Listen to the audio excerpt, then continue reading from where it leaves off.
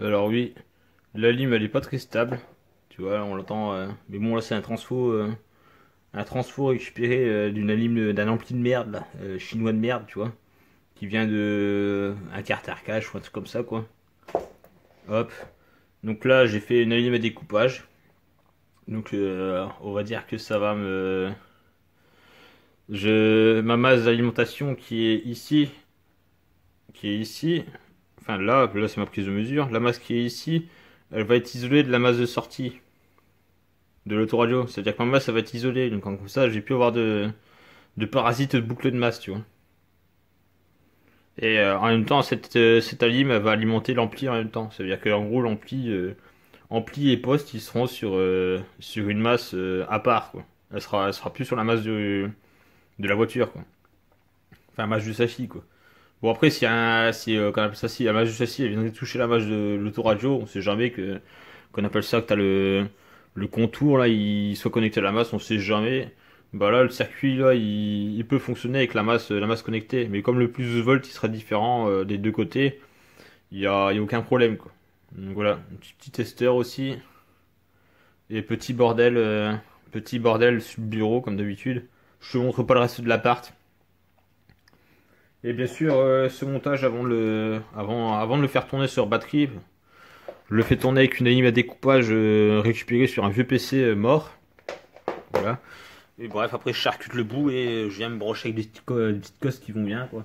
Comme ça, au moins, si mon montage y merde, parce que si tu le testes sur une batterie, je te dis pas l'intensité qui a passé dedans, ça va t'exploser un composant et bref, le compo, enfin je peux te dire que ça, si tu te chopes ça dans l'œil, un morceau de compo éclaté, ça peut faire mal, quoi. J'ai jamais eu le tour, mais j'ai déjà eu le tour enfin à l'époque enfin à l'époque je connaissais pas tout, hein. Bah, là je connais toujours pas tout parce que la preuve il y a pas d'oscilloscope sur le bureau, quoi.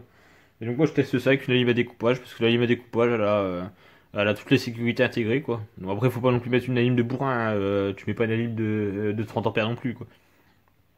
Et c'est tout, quoi. Bon, après le reste je vais pas montrer parce que c'est le bordel. Donc à la limite samedi, enfin ouais samedi peut-être. Faut que je vois, j'ai plusieurs petits projets à faire, mais là pour l'instant c'est le projet prioritaire. Et bien sûr après j'alimenterai. Hop, hop là. Bon je te fais pas montrer le bordel. Oh merde, je t'alimenterai ça avec. Hop, tac tac tac.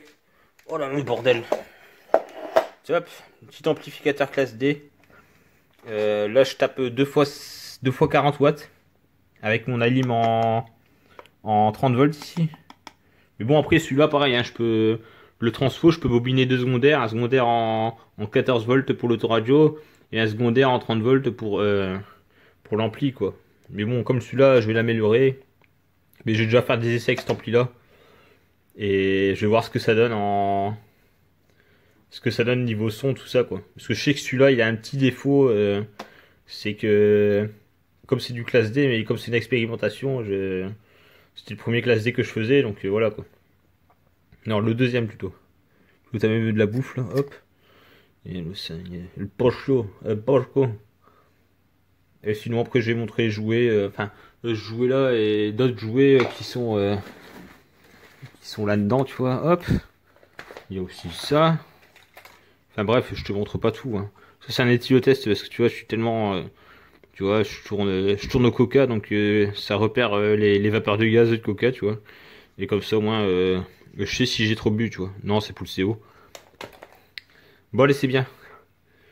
Allez, ciao, bonsoir. Tu vois, mais hop.